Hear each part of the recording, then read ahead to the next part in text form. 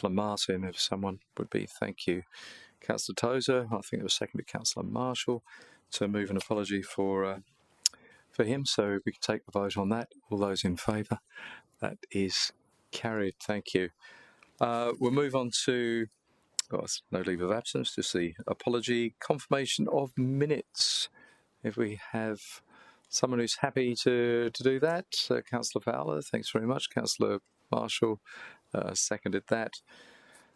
Ready to take the vote. All those in favour? That is carried. Thank you. I have not been made aware of any conflicts of interest declarations, so we move to item 5, which is the forward planning schedule. Anyone have any questions on that? Or someone happy to move that? Thanks, Councillor Tozer. Seconded Councillor Gates. All those in favour? That is carried. We go on to reports and presentations. There are 2 actually in the agenda, but as you'll all be aware, there's a late item 2.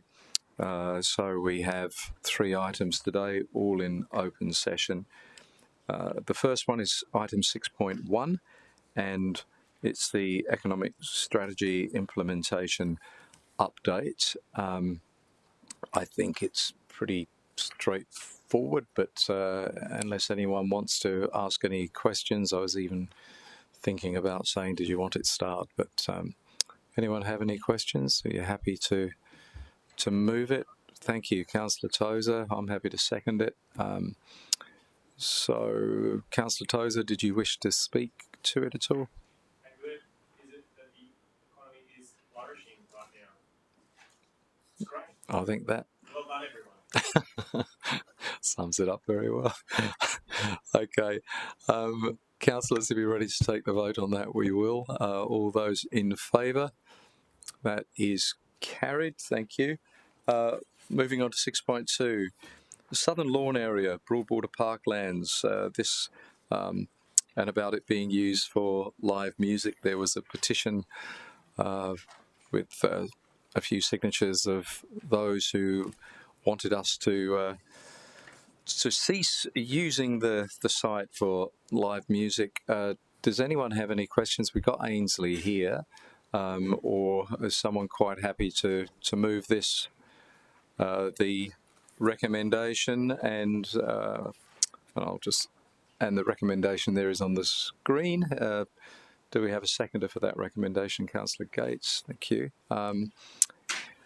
And Ainsley's taken her seat, but there may not be any questions. I don't know. Any questions for Ainsley? Well, it was good exercise, Ainsley, wasn't it? There we go. Yeah, thanks very much. So, Councillor Tozer? Look, there's no doubt that the Broadwater Parklands is an iconic venue for live music, and there's also no doubt that when it is used for live music, there's a mixed response from the community. I think what the report does is, have respect for people who have expressed some frustration with what occurs, but also explain pretty specifically how the council would like to continue doing what we're doing in a way that enables both the economy and the social objectives of our city. So I think this report kind of speaks for itself. It's in open session, so anyone from the public can read it if they'd like, including any person who was party to the petition. But yeah, I think hopefully committee members today will support the recommendation. Okay, thank you. And okay, are we ready to take the vote? Take the vote on the resolution that's on the screen. Move Councillor Tozer, seconded Councillor Gates. All those in favour? That is carried. Thank you. So we have one more item, and this item is a late item, and it's a report by Councillor Tozer on his recent trip to the US in relation to the NFL Academy. So Councillor Tozer is going to wander up to the lectern and tell us what he got up to and what everyone else got up to. Thank you, Councillor Lacastra. Thank you very much. Feels a bit weird from this side, to be frank. Often I'm at the other end doing the the questioning, but hopefully today you'll feel comfortable asking some questions at the end. Why are we here? Today, a council resolution earlier this year resolved that a post-activity report be brought back to the relevant committee at the conclusion of the NFL Academy Asia Pacific USA mission, which I participated in, and today's report is exactly that. So, the mission participants and objectives are noted on the slide, and you'll see there were 3 themes. So the NFL had a group of people come with an agent, a guy by the name of Ryan Kogelman, and their objectives were uniquely different. So each group attended the mission for different reasons,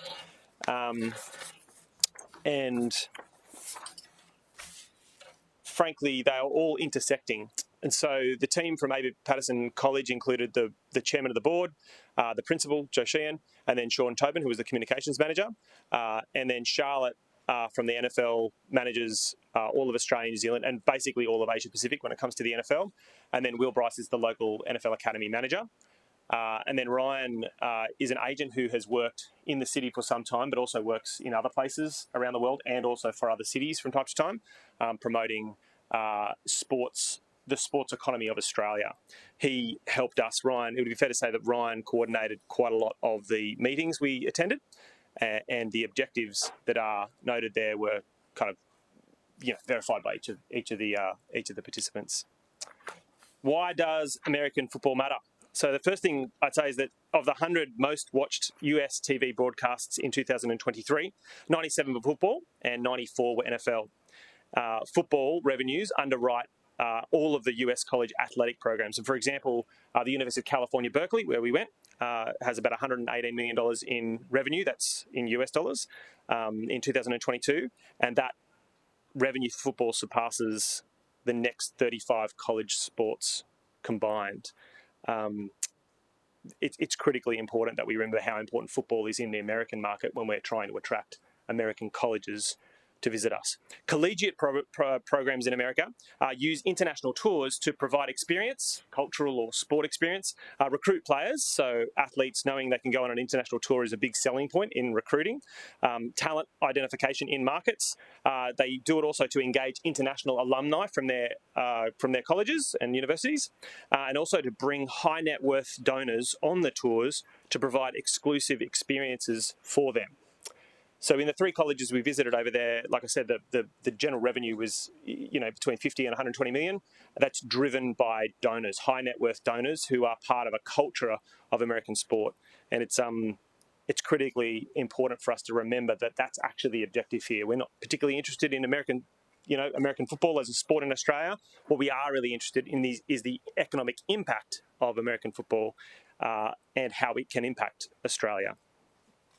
The relationship between the NFL and college is very close. The NFL opens doors for us there, and there was no doubt during the trip that some of those colleges may not have met with us if they hadn't have been connected to the NFL. They're interested in the NFL. That's the professional pathway for their most prestigious program, being football. If the Gold Coast wants to attract US athletic programs for training camps, football is going to be an important vehicle. Before I left, I did my best to meet with a number of Gold Coast high schools and university facilities, both to familiarise myself with international student visit processes, but also kind of understand the local school assets. Robina State High School has an internationally regarded baseball program. Somerset College has already hosted a number of international teams, and they host Australian teams as well, professional sports teams. King's Christian College is about to spend in the vicinity of $7 to $8 million on an investment in sport at their Reedy Creek campus, and Bond University hosted a number of international training teams, including one team, which we'll talk about later in the presentation. But let's get to the trip. So this was day 0. So at about 4 a.m. I turned up to the airport, and this is Bella Carter. The little girl in the middle is Bella Carter. Bella Carter is the under-10s world champion wakeboarder. She travelled with her mum and dad to the wakeboarding championship that Councillor Gates spoke about in her mayoral report just the other day. They visited Purlingbrook Falls in Springbrook, Currumbin Wildlife Sanctuary, and they spent some time in Burleigh Heads. They stayed on the Gold Coast for a week while they competed. But it was a really early reminder before I even left. It was 4 a.m. when I met them. that the sports economy is critically important for our city, and it set the tone for this trip. The reason that I was going was to try to attract, sports events and the sports economy to the city, and it's families just like this that make it lucrative for us to do so. So day one, I said day 0 before. I left at 6 a.m. on the September the 30th. I arrived at 6:05 on September the 30th. It was a long flight and I was pretty tired, and it was pretty tight for a 6'2" person, but it was also great to get cracking straight away. So my first meeting was, I think, at 10:30 on that day, after what was a fairly fitful sleep on the plane. But we met with Stanford. We discussed the football program and toured their stadium. We went through the basketball stadium, which is known as Maples Pavilion, and it was good to see the 7,500 seat stadium and how its makeup.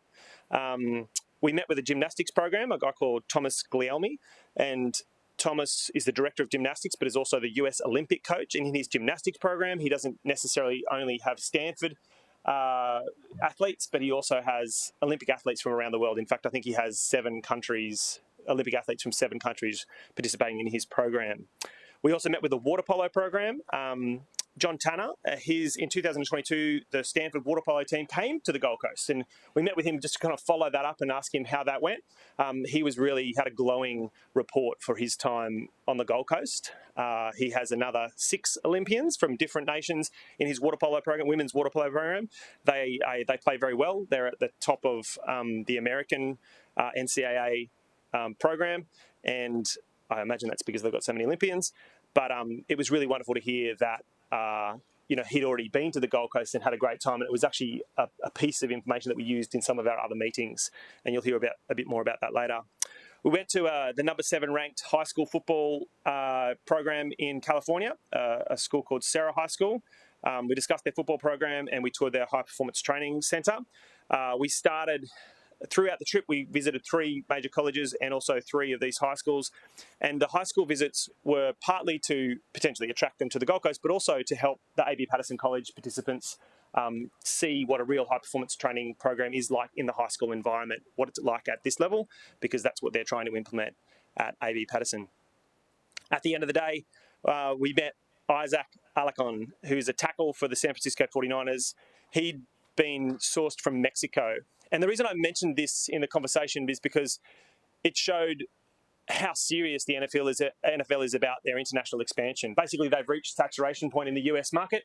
They can't generate any more revenue than they already do from the US market. And so the only way for them to grow their business at the rate they have been growing is to expand internationally. And one of the key ways they want to do that is by placing international players into the US, into the NFL.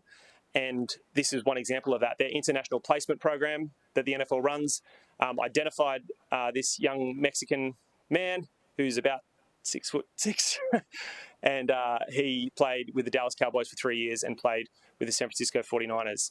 The reason I mention it also is because that's what they're hoping to do in the Asia Pacific here in our city, and that program will see athletes like Isaac leave and then hopefully return. Day 2, we visited De La Salle High School.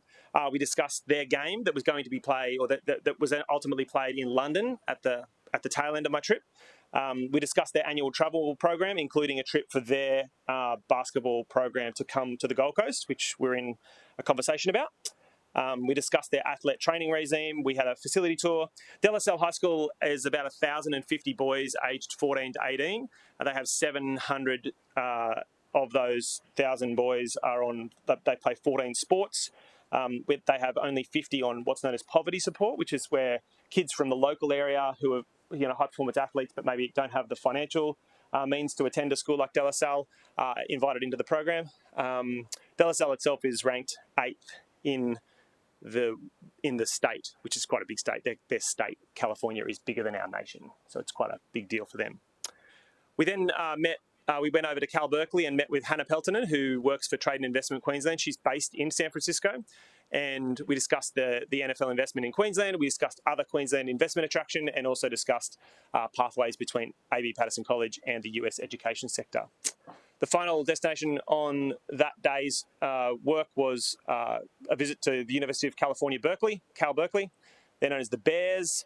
We visited the Cameron Institute, which represents 900 student athletes, and the Cameron Institute's objectives are to help student athletes, think about life after sport. Sport for a lot of these athletes lasts only maybe somewhere between 3 and 12 years, and they need to be ready after, and they need to manage their academic performance such that they can actually finish their college degree and finish their professional sport, but then go into something different.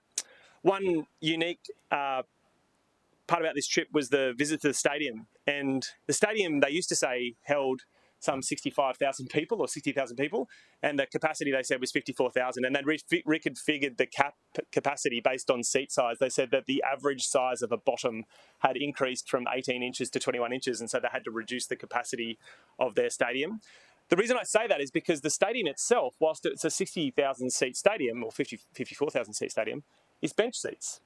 In Australia, everyone's got their own seat, but in this model, they have bench seats everywhere.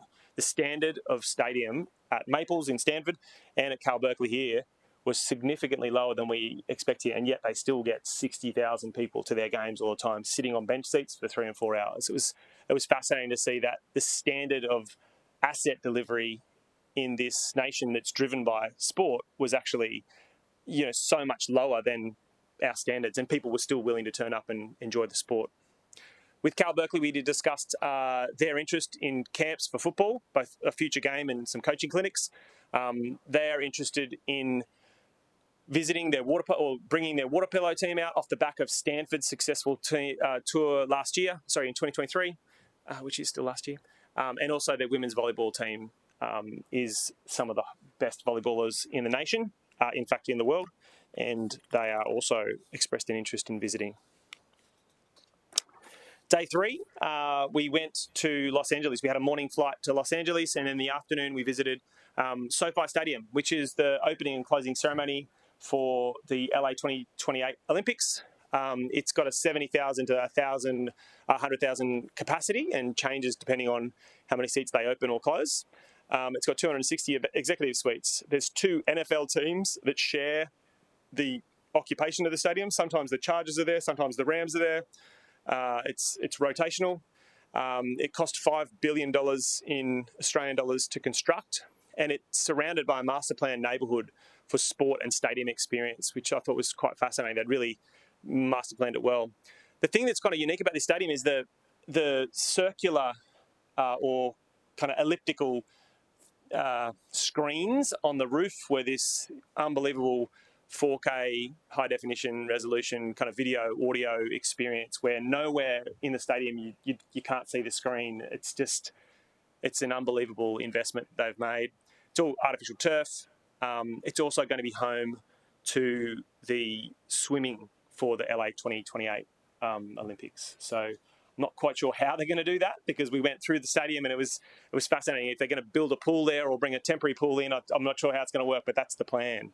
While we were there, we were joined by 2 of the team from Experience Gold Coast. Avril and John came along and had a tour both of the stadium and also of the NFL offices in LA, which are adjacent to the stadium. The NFL offices in LA might not seem like a big deal to visit, but they have a number of 24-hour channels, and it was basically a film and content creation or content production experience for us that showed how serious the NFL is about partnering with the LA 2028 Olympics and then with the Olympics into the future. I was pretty chuffed to see a Queensland artist featured in their fit out on one of the walls. There's a Queensland artist featured. They're definitely keen to make sure they're not only expressing themselves internationally when it comes to attracting players and working, but they're also happy to do that when it comes to the arts. Day 4 was in Los Angeles was a visit to the number 2 ranked football program in California, St. John Bosco. And as we were watching the practice, which was ongoing when we turned up, we were talking to their head coach, a guy called Jason Negro, and Jason was like, I think we've got an Australian, there's 160 kids here, but I think we've got an Australian here. And no, let me just get him. And he came over and he was wearing Gold Coast Titans shorts. So he'd been in the Gold Coast Titans junior program and wearing Gold Coast Titans shorts, and we're pretty proud to have a photo with him. And there's clearly an interest in the Australian market when it comes to American sport teams. There's 12 different nations in the football program at St John Bosco. After that, we went to the LA Chargers kind of headquarters, which was not near the stadium. So the team itself, when we went to SoFi Stadium, which is where the Chargers play, there's a separate area where they have their high-performance training and their headquarters. And the LA Chargers itself have about $865 million. That's what they turn over a year. They are almost $1 billion corporation, which is pretty big for sport. That's not like in the realm of the kind of professional sport we see in Australia. We toured their professional training facilities, their gym. They have allied health plus 2 fields. And we also discussed a possible Australian visit, which was, seemed really positive. They had very little familiarity, but they were very excited about the fact that the NFL Academy was based here, and they liked the opportunity of partnering with the NFL as an NFL team, but with this development program, because attracting 14 to 18-year-old athletes and raising the profile of the Chargers was important to them. We finished out the day at USC, which it's well known for its film program, but also its sporting program. We discussed and toured the football and athletic program facilities. We met with the leader of their Marshall Business School, which is the entrepreneurship and business school at the university, Dr. Glenn Fox, who talked about his research into the way gratitude informs creative flow in the arts sector, which I think was really interesting. He said that people who are more grateful, his doctorate research is about people who are more grateful, who express gratitude more regularly, stay in flow and get into the creative flow more easily and for longer, which I thought was interesting research. We discussed athletic admissions and academic thresholds with USC. And we had an evening dinner with a representative of the LA Galaxy, which was a Major League Soccer team. He was an Australian guy and pretty excited about visiting the Gold Coast as well eventually. His name was Adam Waterson. Day 5 was the day that I left Los Angeles to go to London. I had an afternoon flight, so I took the opportunity to visit Santa Monica Pier and Venice Beach. I took a bike ride at about 8:30 in the morning and ride for a couple of hours, and had a chance to see how they manage their beach bars, their beach sports on the beach. I looked at their lifeguards and how they kind of manage their lifeguards and litter, and I had a bit of a chat to their beach ambassadors. So they have on that beach quite a lot of issues with homelessness and some drug taking, and they have, rather than lifeguards, they have separate ambassadors who seem to be like cleaners and social workers together, trying to make sure that the environment is as good as it can be for visitors and tourists. I also had a bit of a look at their urban planning and things like how their height limits were as close to their coastline. It was fascinating to see that their height limits seemed to be much further back than ours. We have quite a lot of height quite close to the beach, whereas Venice Beach had a bit more of distance. But their beach bars seemed to be really quite easily cordoned off, and the public could be on the beach at the same time as the beach bars were operating. Even though I was there in the morning, there was one breakfast event happening, and it was just interesting to observe what another high-profile beach like Venice Beach was like when it came to things like activation of public space. The next day was really only an afternoon, because the flight from London to LA is not an insignificant exercise. I ended up getting to the hotel just in the very late morning. I had a few hours free. It had been a long flight, but I did have a chance to just check out Shoreditch. Shoreditch was where we were staying. It's kind of a recycled fashion and arts precinct. It's kind of used to be a bit of I don't know if I'd like to use the word slum, but it was a lower socioeconomic area, and it's become a little bit more gentrified, but also had quite a lot of street art and, like I said, lots of recycled fashion, lots of upcycling. So kind of not old clothes, but old clothes that had been renovated, and they were actually quite expensive. I think op shops, but they weren't like op shops. They were like £300 for stuff in some of these recycled fashion shops, which I thought was a fascinating industry that I hadn't kind of ever really come across, and definitely not come across in Australia.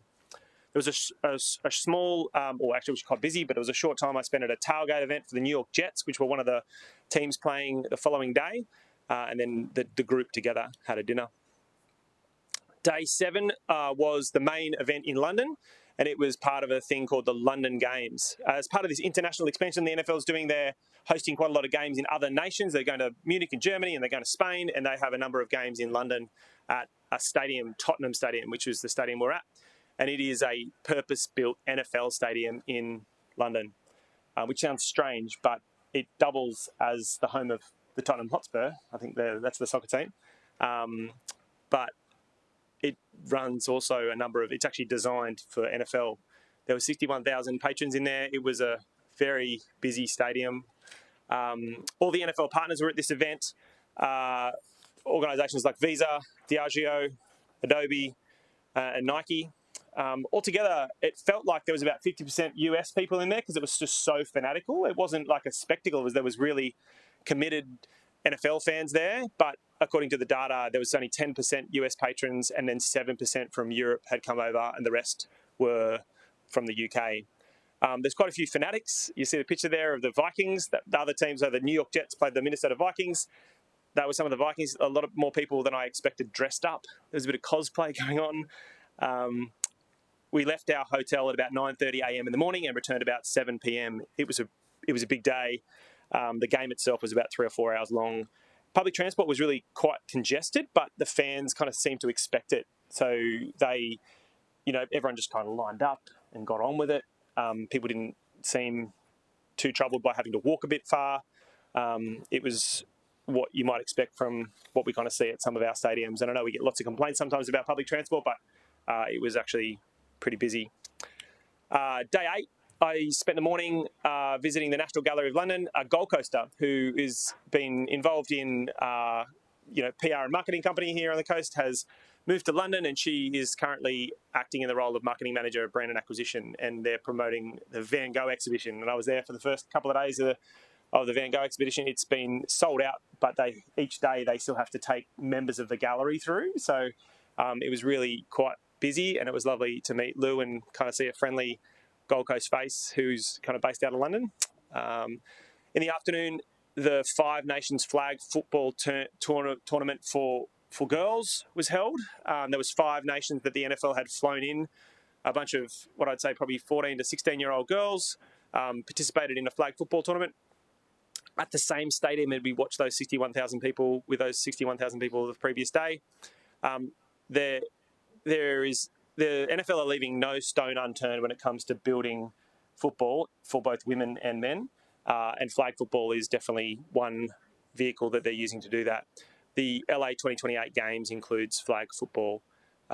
Spain beat Austria in the final, which was surprising to me, but that's what happened that day. On day 9, the NFL Academy met. Our group met with the global leadership team who manage international NFL activity. Peter and Jarrett and Brett. Brett's actually an Australian guy. They met with us and received an update. Charlotte kind of led that meeting. She's the head of NFL in Asia Pacific. And we explained the latest negotiations and activity regarding their project at AB Pats. And I was able to express the city's commitment according to our resolution, and also note our keenness to leverage that agreement to welcome other NFL partners to the Gold Coast and promote the Gold Coast through the NFL over the course of the coming years. We had another number of other meetings that day with Sport England and MasterCard, and also we watched one of the high school teams that we'd met in San Francisco. We met them, and they played that night at Tottenham Stadium against the NFL UK Academy team. The Americans beat them soundly, and we set ourselves a goal that the Australian NFL Academy would not lose like that to a travelling team. So that was the last day of activity. So what did the mission participants say about the trip? AB Patterson, my observations of how they conducted themselves over there, they're proud Gold Coasters. They're passionate about academic outcomes at their school, but they also realise the role they can play in promoting the city for leveraging the NFL and also for leveraging the NFL partnership for outcomes in the broader community. They were very pleased to be a part of the mission. Charlotte from NFL Australia New Zealand, they're definitely very committed to driving the academy forward to a level that surpasses the UK. There's definitely some competitive tension between Australia and the UK. And I think Will Bryce, who's the local head coach and program manager, he used to work for the UK Academy, so there's a bit of there's strong competitive tension there. They're also keen to obviously deliver elite athletes to the college and professional competitions in the US, but also they want to grow the local economy with international partners who invest here on the Gold Coast. Finally, Ryan, who led the mission, his ongoing commitment to promoting the Gold Coast as a destination for sports economy interests and visiting teams from professional to amateur is an asset to our city. He is a strong advocate for the Gold Coast. He loves the type of city we're creating here, and his business is driven by sporting capability. He wants to see us flourish. I was really impressed with him. I knew him through the engagement we'd had here with the NFL and the NFL Academy here, but seeing him work with other sports and his knowledge of other sports and his knowledge of what a travelling sporting team or an event might need in the destination city was a real asset to our city. I think he's a key partner for us, and I was really proud to travel with him, and he really impressed me while we were over there. Finally, the summary outcomes. Just what I thought the outcomes of the trip were. We deepened our working relationship with the NFL as a promoter of the city of Gold Coast, as a destination for corporate partners, for events and for investment attraction. I think that's one thing we achieved. I think we established new contacts and we introduced the Gold Coast as a destination for 3 high-profile Californian college athletic programs in Cal, Stanford and USC, and we also did the same for 3 high-performing Californian sporting high schools. My observation was that these entities didn't know where the Gold Coast was, really. They know about the Olympics, they probably didn't even know Brisbane, they didn't particularly know the Gold Coast, and not at every level. And obviously they were introduced by Ryan, so they had some knowledge of where we were from, but they were really interested in it, and they loved this idea that our city has been kind of almost master planning itself around being a destination for sport. They seemed very interested in that, and they thought that was a really good thing. Obviously, the pictures that I took, the team from the international relations, the mayor's international relations team gave me a bunch of brochures, as did the economic development team, and they just looking at the pictures going, wow, does this city even exist? It's quite foreign to them. This idea that sport and the beach and the hinterland can be so close and yet still in a metropolitan area is pretty exciting. There's just nothing like it, and they seem very, very keen on being involved in a tour. There is definitely a high value in attracting teams through the academy, and particularly through the Nike partnership. De La Salle High School had over 160 student athletes, staff and family members travel for their game, spending a week in the London market. And we're pretty close to, we're already talking quite keenly about the De La Salle basketball team coming to the Gold Coast, so we're pretty excited about that. All the schools we visited, who are all Nike high schools. So in America, each of the high school athletic programs partner with a sponsor. So Nike is the sponsor of these. They all showed a high level of interest to visit and play in Australia versus our Australian academy. We also had introductory meetings with Sport England, the LA Chargers, and the LA Galaxy, which I think were valuable and might ultimately result in some good outcomes as well. And so that's my post-activity report. And if you've got any questions, I'm happy to answer any. I'm going to nominate you for travel guide. It was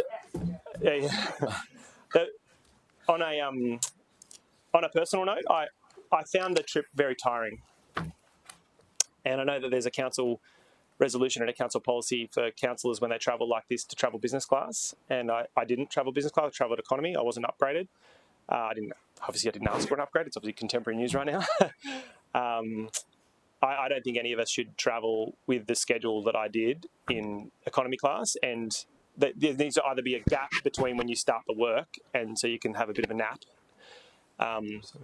And frankly, if a councillor is going to do it, you're there as a political representative and you need to present yourself well. I did the best that I could, but I was pretty tired some of those days, and I'd encourage everyone, if we are going to go overseas and do travel like this, my recommendation very strongly will be that we should travel business class when it happens. Thank you. Great presentation. Thank you. Yeah. I know in English football we see the European or the English soccer teams come and have exhibitions. is there any discussion with some of the colleges coming out here as exhibition games? Short answer is yeah. There's a lot of interest in colleges coming out. I think there's two parts to that. Firstly, the idea of having a game in Australia is something the NFL is exploring quite specifically. At the NFL level, the threshold for profitability is probably beyond our stadiums. People First Stadium can only seat, I think, 27,500 or 30,000 people.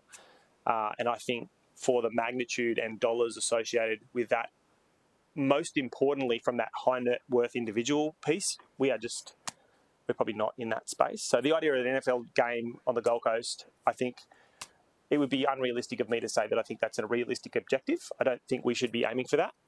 I think college training camps is very much a big thing. And frankly, I think the high school programs are really good.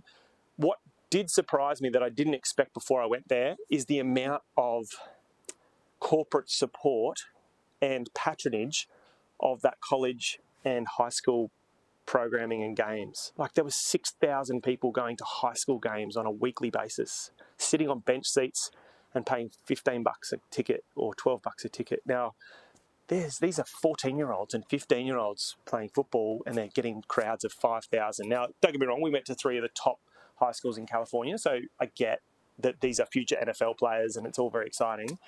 But the amount of corporate support behind that, I think I didn't expect it as much. At the college level, it's another realm. So we went through the corporate suites at Cal Berkeley, the Bears, and their corporate suites they're selling at $250,000 a year. Like, that's what you pay to be in this area. And what was really fascinating is that when they talked about it, they said, no, these aren't, we don't sell them each year. They've been owned for 50 years. Cal Berkeley's been around 50 years. These are handed down from generation to generation. Like there's been 3 generations at that time, and some of the early buyers, they just pay the bill. They just pay the bill each year.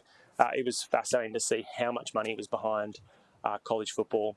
One thing that is changing in the college athletic system is over the last couple of years, there's been an increase in a thing called NIL funding, which is name, image, likeness. So the players who play in the college program traditionally haven't been able to be paid for their work.